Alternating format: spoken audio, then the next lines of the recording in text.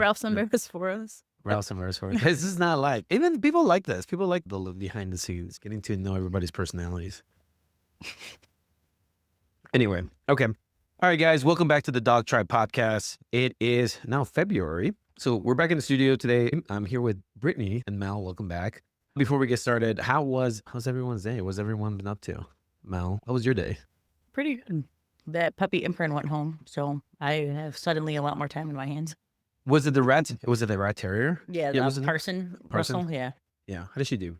She did pretty good. She picked up things really fast. For her, it was a lot of taming the wild beast. Yeah. Because she'll, like, if you don't pay attention to her, she'll just start, like, spinning and doing, you can tell, like, the neurotic behaviors are there. Yeah. If someone were to, like, not pay attention. So for her, it was just more like getting her brain to calm down a little bit. So at home, just, like, hanging out, not feeling the need to, like, his mom said at home that she would take bones and just bury them and just do that all day long. Yeah. So just getting her to relax or hold down, hold places. That was a lot of her Yeah. stuff. You raised a couple of puppies now, and Brittany is like the puppy raiser. Like, you've trained a lot of puppies. What is the expectation you guys have for them to go home? The proofing part is always like the really important part, because I feel like that's when people actually have to handle the dogs. Like, from teaching all the group classes, like, there's a big thing that I feel like I've come to recently, and it's like there's the training, and like the dogs, like training, food, luring, and everyone gets really hung up on that and stuck with that. And then at some point, it's like the dog's got to listen, right? Like faith reinforcement, using negative reinforcement, right? Proving behaviors, like getting the dog to do work. That's what I call in class, because a lot of the times people are adding pressure into behavior and immediate food, pressure into behavior and immediate food. And then the dog did something wrong, and then they correct themselves, but then they reward. They get this dog stuck in a cycle of like, I make a mistake, I get corrected, and then I get food anyway. And then I get food even when I do it well. So it doesn't really, they can't tell the difference of what's effective and what's not effective. So at some point, the dog has to do the behaviors, and they have to like work, right? Do the thing for a longer period of time, demonstrate that you can go through the challenges and you could deal with the stress in the environment or the exciting things in the environment without having to interact with them. And then you'll get the reinforcement, right? Like, what's the expectation for the puppies?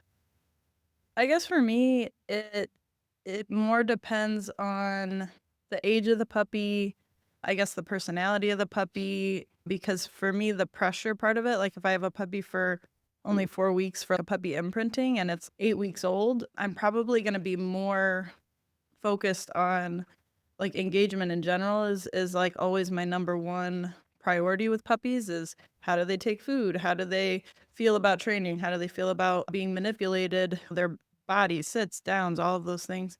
And the pressure part of it and adding pressure, I think I focus a lot on them understanding the concept of it, because proofing and that sort of thing for me would happen when I feel like they're fully aware of what the expectation is.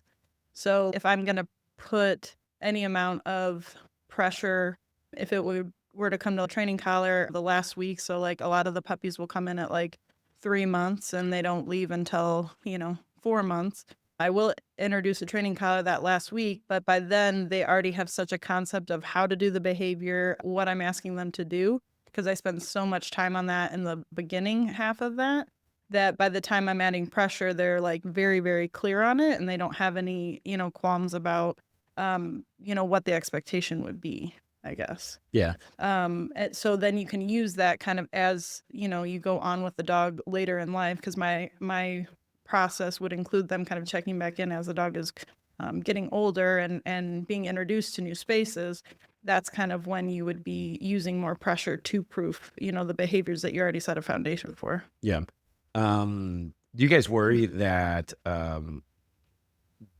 that if the owners take the dogs home, like they like what can they be expected to do pressure wise in terms of like the best example, so like for me the expectation would be that if they're going to use a training collar or the idea of pressure, to, because I always explain to them that there's 2 ways to reinforce a behavior. You can obviously reinforce with food, whatever the motivator is, toys, And then we have the other way of making sure the behaviors are completed as well, which is going to include training collar, leash, that sort of thing. And so it's kind of a spectrum, how much we're using of either side. And then explaining to them, like, if you are using the training collar in an active way in any at all, that you're making sure that the dog is comprehending what you're asking of them, that they're not pulling on the collar, and that if you're not going to ask them of anything and we're just doing exposure and fun stuff with the puppy, that they can be on a harness or a flat collar. And the people that follow that really, really well at home. So a good example would be that Springer Spaniel that came in for Is the dog's name? her puppy, Ellie. Ellie. But they did an excellent job of following those instructions. So they did amazing reps of laying all the foundation, because I tell them, yeah, you're bringing a dog home that's been trained for 4 weeks, but that relationship is with me, and those habits and that schedule and that routine is with me. And then I'll have them go home and be like, start over at the beginning. All the videos that you got, start over on week 1, as if she's going into your home doing a week 1 puppy imprinting with you now in the home. And they followed those instructions amazingly. And then they definitely were like very diligent about only using the training collar for training, to the point where when she did come back for some e-collar work to layer over pressure over the behaviors that we had done in her imprinting, by the time you clip the leash on her prong collar at all, she was a very drivey dog, like very drivey. Would toe at the end of the leash, would be excellent canicross dog, like would pull to the end of the world. But as soon as you clipped it on her pinch collar, immediately would start engaging. So I know that they were following that routine to a T, and that was probably the best example that I could see of, if you do follow those instructions, that it is really impactful. And she was really respectful of training equipment for that reason. Yeah. What about you, Mel? Because you've done this for quite some time too. Like, you've done the puppy stuff before. Yeah, pretty similar. I think, like, for me, like, one of the biggest things I've learned is just making sure that they understand everything. Like, there's certain things that I've found along the way that are, like, the most important to me, like the markers, how they lure, how they, like, want to be engaged in training. And then recall is huge for me. So, like, Foxy, she'll recall, like, over a dog. Like, she'll be in the middle of play group and jump over Yeah. a dog to come back for food. So, like, that kind of stuff for me is, like, more important, because the behaviors you can teach really whenever, but I think getting that really early on just becomes so reflexive. Like, with my youngest dogs, with them, because I struggle with Gonzo with an out. It was like everything Yeah. everything was like an out, right? Everything was like they bring something back, they get something else, the exact same thing. So, like, I now, them being, they're gonna be 3 this summer, I almost never pressure their outs. Like, it's pretty much reflexive. So, like, those little things like that I found along the way, I've really dictated, like, what's more important versus what's not. And, like, with that little Jack Russell, because she's very drivey with her, I took the lesson that I learned with my last 2 puppies of putting more cap on her than anything, especially because her family is wanting to do sports stuff with her, but I could see them, a lot of their worry was in the fact that she was so busy. So we did take a lot of time of, can you just lay here while we watch TV with a Ben and Bone and hang out and not feel the need to, like, always be doing this and that and the other, and, like, actually turn her brain off for a little bit. So I think that for her was, like, more important. And then dialing her down ultimately, I think, helped with her engagement, because she wasn't so, like, skittery and, like, ADD brain, like, looking at all these stuff, because she's so drivey, and it was able to kind of reel her in and get her to focus on one task at a time a lot Yeah. easier. Yeah, no, for sure. And I guess a lot of people don't think about how laying the foundation matters so much. Today, I want to talk about negative enforcement, because I feel like I've had a lot of recent experiences that are like taking the dogs to, like, the finish line, which is a lot of just, I don't want to say making the dog do it, but go from training to proving behaviors. And I feel like when people mess that up, it becomes a real issue. That little Roddy we're working on right now is like a perfect example. Earlier today, we were working with a Rottweiler's behavior case, pretty bad behavior case, big 100-pound dog. We haven't seen one of those in a while. And what was interesting to me is he felt pressure. And I always tell people, where we're talking about pressure, there's like pressure before, pressure during, and pressure after, right? I feel like those in themselves are very specific methods of training, that if you're adding pressure with the e-collar before behavior, so like adding pressure, giving the cue, and the dog completes behavior, that's like essentially the dog learning through pressure, how to turn it off and stuff like that. Pressure at the same time as the behavior means essentially it's do it faster or you didn't do it fast enough. So it's almost like corrective and ensuring that the dog's trying to give it its maximum all the time. Sometimes it slows dogs down. And I think that's a very specific method of training. Now, giving the cue and then adding the collar pressure.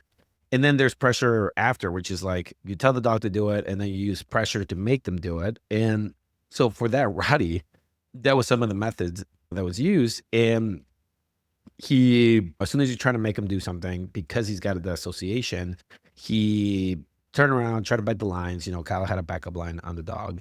And so we were able to work through it. But I don't think he's ever been kept in aggression that long, meaning we were like, okay, you're being aggressive, stop doing that. And not even stop doing that. We were just like, come on, go through it. So we did some behaviors. But anytime he was asked to do a behavior, he would start the behavior, specifically the down. He would go into a down. And then as he went into a down, the back half of it growled every single time. And I was like, that's weird. Because it's almost, oh, I'm going to go to a place into a down. Like I'm going over there, down. He's downing. And then as soon as he's in the down or starting to finish the down, he growls.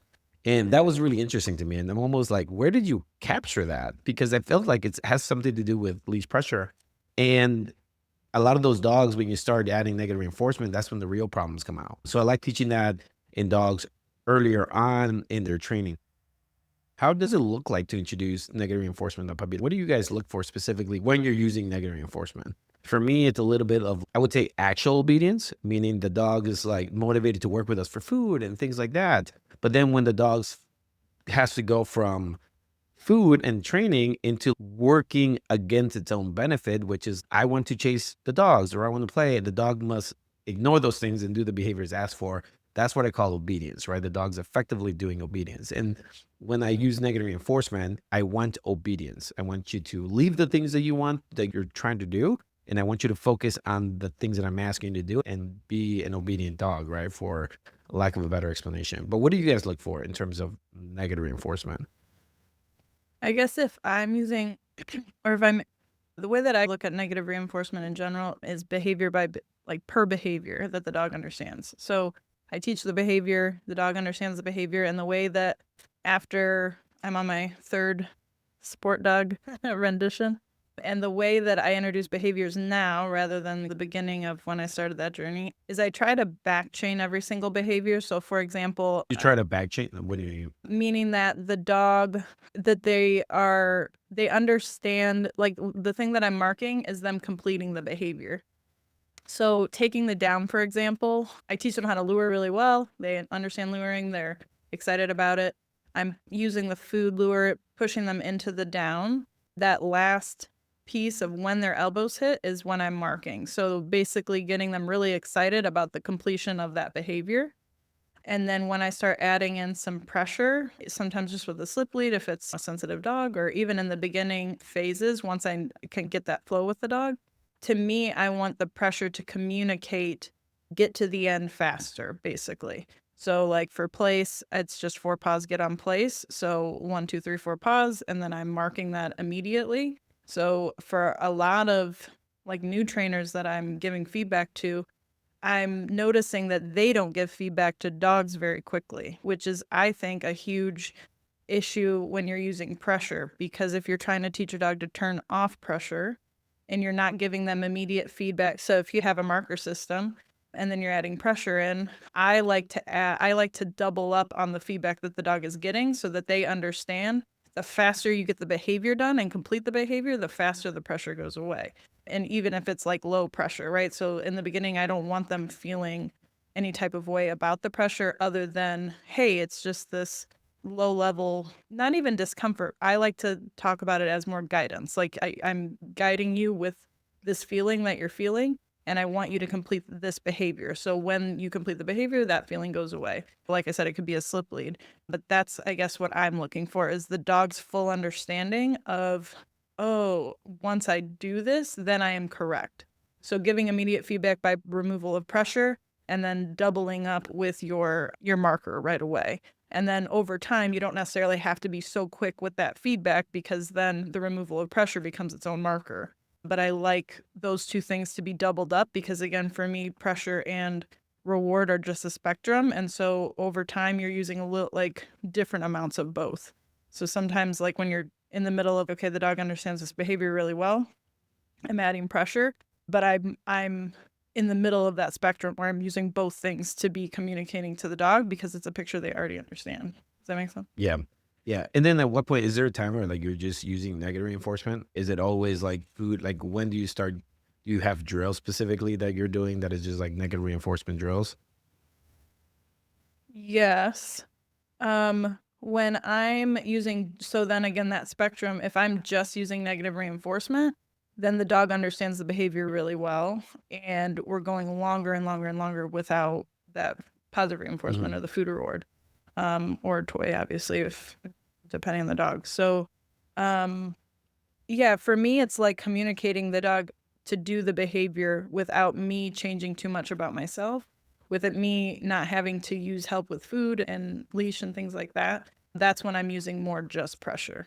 Or in the case of Moose, where I'm working on reactivity with him, there are times where I want him to go into a down because there are so many things that are reinforcing about his barking, right? Yeah. So he's a Yeah. little dog, he loves barking. If I even make eye contact with him, it's reinforcing, right? Because he wags his little tail and he's so excited. So sometimes because we did engagement really well, sometimes I might just ask him for a down and then make sure that I'm using pressure to hold him accountable to that. And that's the end of it. And then I'm not reinforcing for it. So basically it then acts as a way to communicate a behavior and enforcing that behavior without the positive reinforcement in that case, because I need him to just understand no barking, hold this behavior. Okay, now we're done with that and we can move on to the next thing. Yeah. What about you, Mel? What is your process? Because you've had obviously with your dog specifically, we've worked on a couple of the higher pressure stuff. What has been your process? With Foxy, like I introduced her to the training collar probably halfway through, like just sitting while I put it on and just like wearing it, but not necessarily using it till the end. And at the end, it was more of like when she started catching herself before I even had a chance, whether it was like spatial or like helping her physically, when she started making those decisions and showing me that she was understanding that, oh, no, I was wrong, and then fixed herself, that's when I actually started using the pressure. Or if she were to like come off place and I like barely lean towards her and she would like dart back and be like, oh, nope, you're right. Like I'm supposed to be over here. That's when I started actually using it. Cause I'm like, she already has a really good understanding of like just a little bit of body pressure or just holding out on food where she's, oh, nope, I know what I'm supposed to do, and knew what she actually was supposed to do, not like going through a Rolodex of behaviors. Then it was like, okay, so you're starting to understand the criteria. So now it would be very simple for her to just like a little bit of guidance with the training collar to get her back in a behavior. So that's with her. That was when I started with her. Whereas I don't think I introduced a ton of pressure with mine until they were older, which I definitely would go back and do over again. What is that? Because I don't think that I feel like they learned to want to train, but not like your definition of work, if that makes sense. So they'll go to place and they'll do it down and then they're waiting for the next thing. Right. Like they're not wanting to actually like work through behaviors. They're just like, I want to do the next thing. I want to do the next They're like, thing. are they like leaking or? Yep.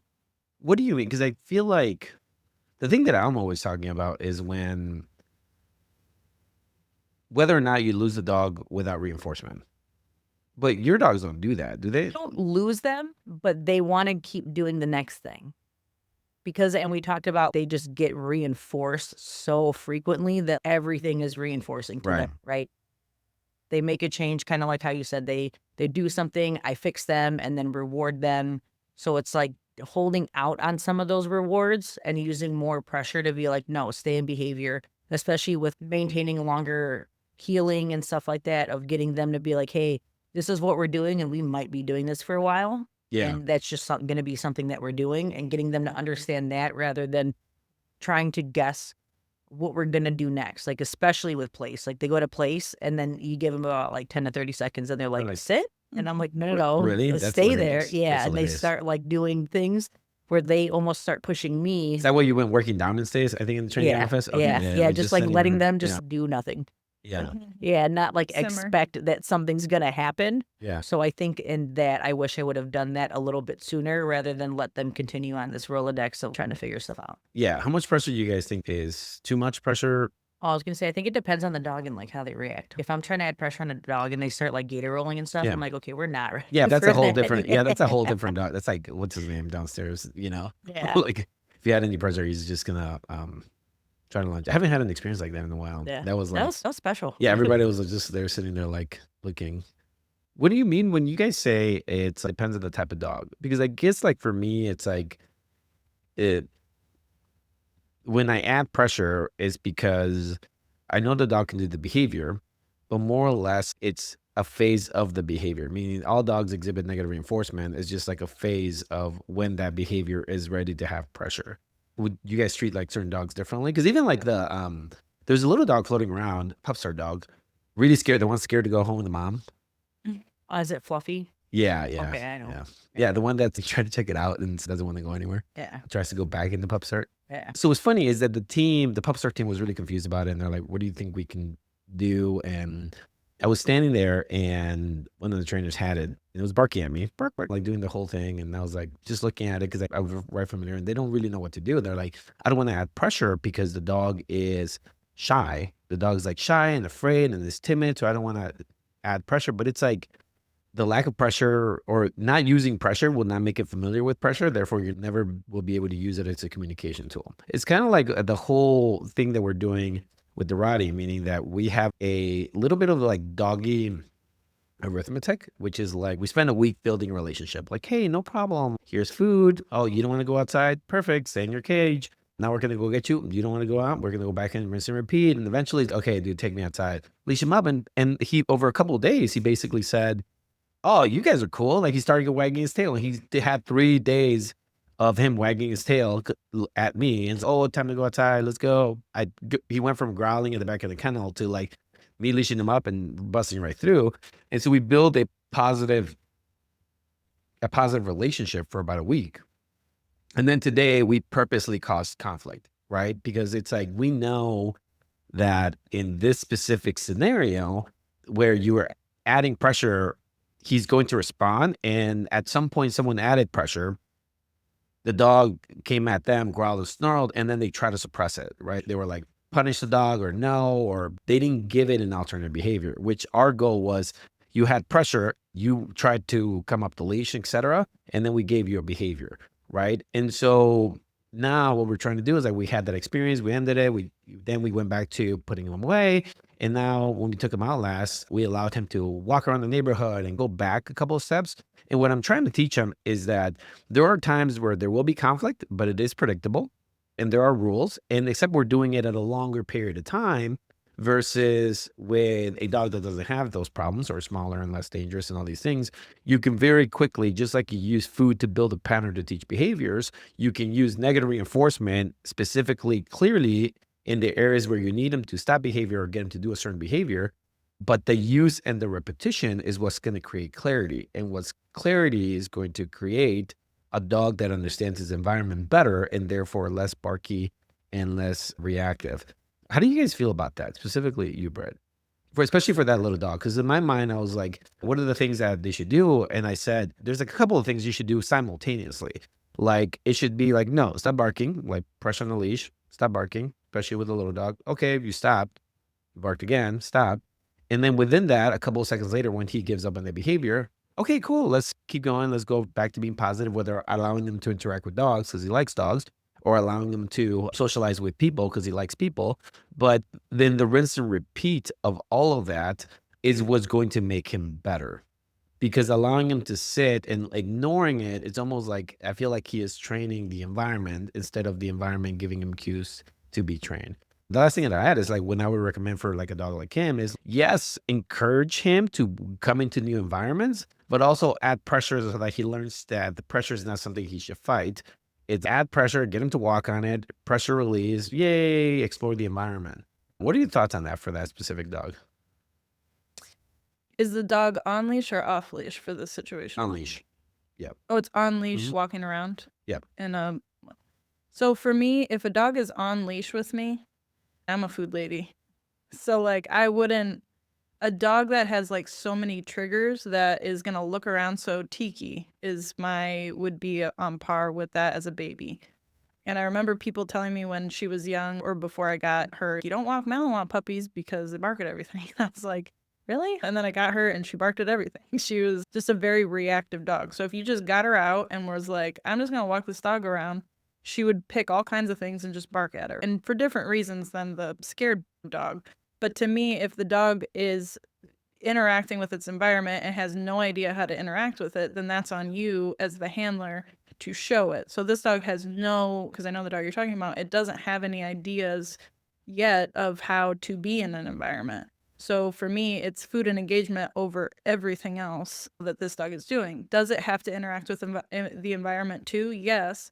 But if dogs can interact with other dogs pretty naturally, but dogs don't always know how to interact with people very naturally, and especially if it's had weird experiences with other people. I'm not sure if this dog has, but I would basically be teaching the dog how to be interacting with a person in general, how to be comfortable with a person and build this relationship with it that I can then pass off to other people. So if I'm looking at the dog as, okay, it's triggered by you, then I would want to make sure that I have really good engagement with this dog to the point where I can keep it pretty neutral all of the time in new environments, and that's always my priority. And so that's like first week for me is like figuring out what food is this dog gonna eat? How do we manage its food so that we can make an environment valuable or make us valuable in any environment? Then second step would be, okay, how can I guide this dog through the environment, notice triggers, and be able to cue engagement when I know the dog is going Yeah. to be triggered. Because that's the part that I struggle with. And it's like everyone relies on the skills that they're better at, right? So I will always rely on, like, if I see a new dog, I'll take it places, let it sniff around, and pull it into new environments and have it recover and be like, oh, this isn't so bad. And then eventually the dog builds some sort of food drive or does well. And it's like, oh, I'll take food now because you're just gonna take me wherever I need to go, and you're gonna really make me be there. That's what it comes down to. You being the food lady, how do you prevent the barking to being embedded into the behaviors and the engagement that is being taught?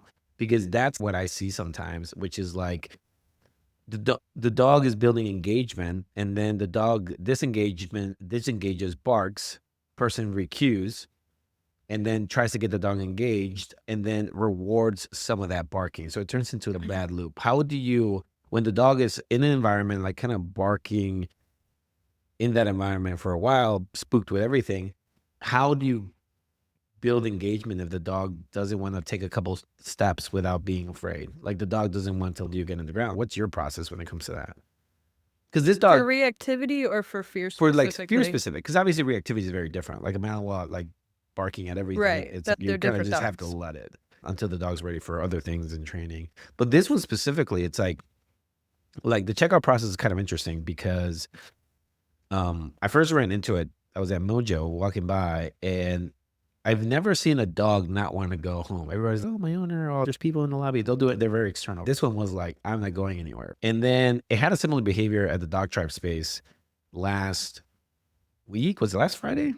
I forgot. We were all training. I think it was last Thursday. And I had one of the Pup Star trainers take it out there and bring the dog around. And literally they asked me, can I work in the space with less activity? Because he's too afraid and isn't doing well. And it's like, for me, the progress is where the dog's not doing well, right? So let's bring it out there and let's walk it around the room. And I think she walked away from it and it followed her, and the dog traveled through the entire dog tribe space. And then when it got to her, she gave it food. And so we went through the barking phase, and then the dog was like losing his mind at the vacuum. The vacuum's right there, just sitting there. He was like barking at the vacuum. We couldn't recover past this. We couldn't get past that. So we just slowly, I said, just sit by the vacuum and get the dog to come over by you. And the dog had to overcome the challenge of getting to the handler, even though the vacuum was there, right? So they get rewarded. That's kind of the process that I use for that dog, because I'm always concerned about trying to bait its attention and give it food, because that will create I'm worried about the barking being embedded into everything that it does. And I think yesterday when I saw it, that's what I started to see. I was like, it's like hashing. So would you change anything about that process? Yeah, I wouldn't be actively training the dog if it's barking. So that would be one thing. I would be like trying to figure out like what is the routine that I can create for like readiness for training. How do I get this dog to disengage from the thing it's afraid of? Or just realize that the barking is not beneficial to them. Because if they're having a barking fit and then you're trying to train them at the same time, that's exactly like how that happens, in my opinion. So like that would be on the handler to make sure that they're noticing what the dog's going to be triggered by.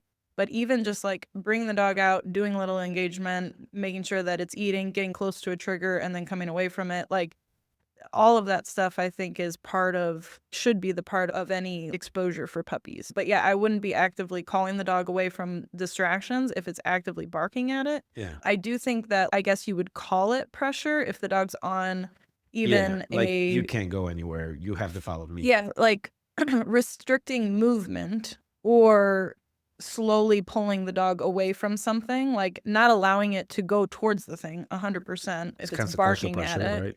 Consequential pressure of, hey, I'm going this way, or I call it like the train doesn't stop. Like you don't have to move quickly, but trains will move and then they don't stop. So you don't have to use pressure in a way that is like communicating you must. You're more using pressure to communicate, hey, let's go this way. Dog calms down within a certain amount of time, and then we're able to create some food engagement. But also I think the way that people use food in general, especially when you're new to training, is you want to get the markers done. You want to get all the fancy stuff that you see and that you have to teach the dog. It's like pre-training. This is like before you even get to training. Yeah, but if the dog is not even able to be, if it's barking and I don't want that to muddy the feelings about markers at all, because the purpose of markers is to communicate like where the dog is supposed to be. Like a good, to me, should cement the dog in behavior. I'm not just going to willy-nilly use those markers. So that's really important to me. So I just want the dog to take food, like just eat food, just eat food. And if I can just communicate to every owner, like don't use markers unless you're sure that the dog is actually going to take it in the way that it's intended. Yeah. Just feed them. Just get them a little bit out of the situation. Yeah. Like food down. Like just be like, verify that they're even going to take food in the environment before we're doing training. First of all, the big thing actually that I like doing by Oso, I was like, okay, I need to have a plan for these Malinois puppies. But something that was really fun that I was doing with them was just taking them to the park and scattering food all over. And I think, Mel, you do that too, like in your backyard. Yeah, scatter food at the park. I do it at the park because that's a place I'm at all the time. And when they're little, you're not going to be playing with them a lot. You can't let them off leash yet, all these things. It's like feeding the chickens. Yeah. Mel is like feeding the chicken. It really is. But if like breakfast is at the park today and I'll go up like near not too close to the sidewalk, but close enough that they can see things, they're distracted by them, but they're not reactive like to scatter them. feed by the sidewalk so that they're learning to ignore. Yes, and they're taking food and I don't have to train them. I'm not actively like trying to keep their attention the whole time. It's like food in the beginning for me and engagement should be habitual. It should just be like, okay, what is there to do? Mom has some stuff. My Malinois agave, food is strictly, she was super reactive. You remember when she was little and she just, every dog in the cul-de-sac got to blow up, wanted to chase all the pigeons because very high prey drive. And I would literally just take her out and be like, hey, we're eating food. Hey, we're eating food. Hey, we're eating food. And then it was just constant. Like I didn't even use, I would she was prey locked on pigeons, so it wasn't reactive, but I would just put food in her nose, in her face, and bring her towards me and just teach her to disengage and to take food instead of doing that. So you wouldn't teach pressure, stop behavior, and basically force her to look at you or force her to disengage from that. You would lure her or put food in there until she picks up on the lure and then move her away from it. Is that what you were doing? Yeah. So like for her, food is strictly like habitual. She doesn't really like food. Like she does it because she's hanging out with her mom and that's what we do together. Obviously, she loves toys and stuff. So now that she knows behaviors, we can use toys and that just increases her focus on me when we're actually training out in public. But for her, it's literally just like a transactional activity and she likes me now. And so it's the thing we do together. But when she was little, it was just like, hey, this is the only thing there is to do. And I also, at the same time, I think the big thing is to limit their access or their movement towards the distractions also. So not only am I using food to get them out of the situation, I'm also going all the way up to 6 inches from their collar and I'm not allowing them to go towards the distractions. Eventually the puppy's going to be like, you know what, there's really nothing to do that way, even if I'm barking or whatever. Eventually they're going to choose to do something else. They're going to angle away from the thing and then I can basically teach them how to get out of the situation. because by the time then I add a training collar and then I want to like make that engagement happen by using pressure, as soon as they feel it, they're like, oh, it's that thing where, I redirect and I go towards the handler and I get something that I've done. So I think for me, engagement should just be more habitual. They should have good feelings about it, obviously, and just really like smart handling by the person. But for newer handlers, for me, it's just get them to take food. Like just get in a new place, Yeah. get them to take food, put it on the ground, put it But over that's here, also easier whatever. said for the people that are like trainers, because I do not expect by any means this little dog is going to have great progress, just even being owned by the owner at this point in time. Do you think this like going home at night is affecting it? Do you think it should be like, how do you get past these specific problems? Like immersive experience, board and train? Yes, I saw that puppy the other day, and I had Moose actually with me, and she ran up to Moose and said hi to him, and then I was feeding and training Moose, and then she was like, oh, I could eat. I like food too. And then she was actually taking food from me. So I think, yes, a dog like that would benefit from modeling from other dogs, especially because she's so social, so that then you have a bridge to be able to create engagement with that dog. It's Right. just like if I were to use, one of my dogs with the other ones and I'm training them all around each other, the minute that I'm training them all around each other, like, ooh, my turn, they want to do that. So for a Yeah. dog like that, yes, I think that's really beneficial. Yeah, I like the board and train because there's nothing. Yeah, it's like the consistency, which is like one of my biggest pet peeves. Is just once you start training, you have to go to the whole thing. Do we know the whole story on that dog, Mel? Do you know? Jen told me a little bit about it. No, I don't know that much. I just know her from the couple times that I've been with her in PepStart, and then also class. They were in class, which I thought was really interesting because she didn't bark at anyone. So it was like strictly like toy play and like toy engagement stuff. Yesterday? No, it was last week. And you would think that with all the dogs getting up and playing tug and like being wild, that she would have gotten really freaked out, and she Mhm. didn't. She played with the foam ball on a string, which is huge for her, even the Yeah. small one. Yeah, but she That's played with weird. that for a while. And then when you can tell she was, okay, this is getting to be a lot. Like, I hit my limit. Then mom's like, well, what do I do now? And she just kept crawling in her lap. And I'm like, well, she's taking food. I'm like, you can do the same thing, but replicate it with food. So then she took a piece of food and had her chase food on the floor. And then she was all into that. And I'm like, okay, well, That's pretty good. That's pretty good yeah. progress. And I was like super amazed because I really thought that the dogs being active was going to set her off. And she did really good, actually. Cool. So, yeah. Yeah, and she did that the week Awesome. prior, so I thought like maybe that'll help her out. That helped her out too, being in that space, Yeah. which is good. You count on the dog's learning. Like when I was taking that dog out earlier today, and I was talking to Kyle, I was like, "Aren't you concerned he's just gonna come up the leash at you from this?" I'm like, "He's de-escalated." I'm really counting on the dog being intelligent. Like I'm really counting on animals having experiences and remembering them, because that's the difference between him just gonna come up the leash and be like, "I'm still stuck on what we did," or remember that sometimes we have friendly experiences that don't limit to that. What do you guys think are some of the worst mistakes people make with negative reinforcement? Like for me, it's like, oh my God, like it's not even like pulling in the line, because all owners, and I've seen dog trainers, like especially in the training department, like it grinds my gear so much. Ralph was knowing, probably can attest to this. I was like, he was getting one of the Malinois puppies out, and I was like eyeballing the collar, and I was like, what is that dog pulling on? I hope it's not like a triple crown or something like that. But he was not. It was a flat. So it's a flat. Yeah. Like the big secret that you should, and everyone listen, the big secret that you should do is literally flat collar means pull, training equipment means we're doing obedience, we're doing behaviors, we're training. And it does make dogs collar smart, which is like, oh, I'm doing this, so I'm wearing this, so I'm being obedient. But that's fine. They all get collar smart. Like it's a good thing. Like especially in pet ownerships, collar smart. And then if you're in sport and competition, your timing and how you use your training tools really is what prevents your rituals, and your timing is what prevents dogs from being collar smart. So if you have a bad ritual where the dog's, oh, you're gonna put this thing on me, and then you're gonna use the e-collar and then get me in the heel, the dog's gonna remember doing that. Which is why in French ring they take the equipment off right before they tell the dog to get into the heel and get ready for training.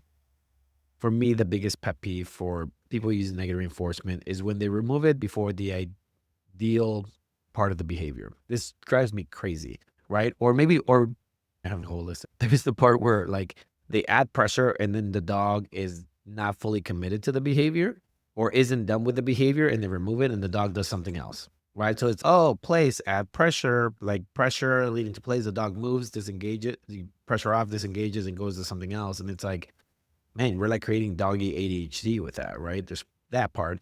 Two is the not actually using negative reinforcement. That is the part that to me is the most dangerous part of it, because when you're using negative reinforcement and the dog typically focuses in, okay, I understand that. I know how to turn off pressure and I know exactly what I'm going to do. I'm going to get in this behavior and reinforcement. And then they know it, right? You can tell when the dog does it. Kelly's a good example with some of the dogs she was working here today. I was really impressed in terms of adding pressure. Dogs got onto down in the middle play group, remove pressure, dog stabilized. Okay, free. She got a good handle on that. But when people aren't using, they start using negative reinforcement and it's too low, whether it's on the e-collar or even on the prong collar, they're just making their life harder because the dogs are going to become very tough. And I think that's just, it creates monsters. That's where you get dogs that are like max out the e-collar, like in that class, there's an off-leash class this last Saturday, literally max out the e-collar on that dog. And the dog's, I don't really care. And she's slowly been climbing the numbers and she was really concerned. So it's like by having the fear of overdoing it with your dog, you've now created a problem you've been trying to avoid altogether. But what about you guys? What are some of the specifics? So mine is, especially being further into my training career than I was, you see it a lot with newer trainers, is if you don't know how to verify, if the dog doesn't understand the behavior very well, and you also don't know how to verify that, and then you're adding pressure to make the behavior happen, and I can tell that the dog does not understand the behavior and is very confused, the dog can't advocate for itself. So if you can't tell, before you even start using pressure as a handler or as a trainer, you should be capable of verifying if the dog understands the behavior or not without pressure. You could have a leash on the dog to make sure it doesn't like disengage, but can I create this behavior without pressure before I'm starting to add pressure over it? Because you see a lot of times with people adding pressure in and the dog, that's when you get dogs that are not happy when they feel pressure and things like that, because the pressure is the only thing that creates the behavior. Right. And so They become reliant on it. yeah, they are relying on it, but also there's just a certain way that I feel about a dog being confused and being pressured to do a behavior. Yeah. I'm then just being really blamed. not Yeah, happy that's about like, that. and And then then the dog blamed. being blamed Like, oh, the 100%. dog's stupid, or the dog. Yeah, this one won't do this. This one, it won't go into a down. It won't, you hear that? It won't go into a down. What do you mean won't? If the dog, I actually think I was talking to, maybe it was Joe about this when he was here. I say that about Oso because he's the most motivated dog I've ever met. But it's, if this dog knew that if he did the thing that it would get him what he wants, he would just do it. Dogs are really not out there trying to figure out how to avoid doing things. And so if the dog doesn't have motivation to do things, that's its own issue. And so that should be handled separately. But yeah, it just really grinds my gears when people are like, it won't do this. Well, it won't do it because it doesn't know how to, and there's a finesse that's missing here, and it is hard when you're new to try to figure that out. But especially in Pupstar, all the puppies have been doing training since they were really very little. Yeah, they so look really good at pressure. I mean, anytime we're working in there, it's just like, I used like a bad example the other day. They're just like, add pressure, the dog's ready for it, the dog does a behavior. It can do pressure into a sit, into a place, into a this, into flying into heel, into the off leash. The dog does really well. yeah. But yeah, Mel, what about you? I think for me, it's the like not adjusting levels. So like you said, like not going high enough where the dog actually needs it. Yeah. And then also not dropping or going low when the dog's ready for that. Like I see a lot of people that'll get stuck. Go, okay, so this dog needed to go. They get the courage to, okay, you're right. Like I should go higher. The dog does it, but then they stay there and the dog is understanding pressure and can handle less. And then over enough time, it now is aversive because the dog doesn't need that much pressure anymore. It needed it at that time. But now that it's, okay, you really are going to make me do this. I really do have to do the thing. They're like, okay. And they get with the program where it's like, you can start adjusting. So people that aren't willing to like adjust, especially in one session, especially like with my dogs, like usually in the beginning, we have to go pretty high. And then like by the end of it, it's like almost completely, like the numbers are almost completely backwards, like where we end up. But it's like being able to adjust and being willing to adjust to the dog as they're going through a session and reading them for what they really are in real time. I think people can get kind of complacent with it is a lot to think about when you're actively having to spin that dial throughout Yeah. a session on top of all the things that you're already trying to plan out for the session. And then it's easy to be like, oh, that's not that important, but it really is. Yeah, it's so important. I don't like when people preset the boost. They have a hate fundamental that. problem. I don't even know hate why that. they put it on there. I know why they put it on there, but They set the boost at all? it's more or less, it's not that setting the boost, right? Like when you're a professional trainer and like you're like prepping for correction and stuff like that, setting the boost makes sense. Yeah. But if you're like setting the boost and you're just like, I do this number or that number, that that's creates it, a yeah. real problem. So right? locking the collar, Yeah, the remote. not necessarily locking the remote, like saying, I'm training my dog today and I'm going to use a number 10 on the e-collar and then a plus 25. I have a fundamental problem with that because the dog, you don't teach people to troubleshoot, read the dog's behavior. Like at the end of the day, they're the ones that are be owning it, right? That's the mindset I have. Is they're the ones that are going to be owning the dogs. They need to handle the dogs. They need to add pressure to the dogs. They need to know when it's too much and the dog's not having a good time and the dog's not really understanding certain things. They need to know when to help. And then that's the part of the trainer. So like whenever we simplify everything down to saying, hey, there's this button or that button, that's have a problem with that. But it's something that I actually started having owners practice turning the dial by itself. Just put it next to you, turn the dial, guess the number. Yeah. And then go back to 0, turn the dial, guess the number. It's just important. You see it in the Saturday classes, like any sort of e-collar education. We're hands-on with the dogs all the time and people struggle with it.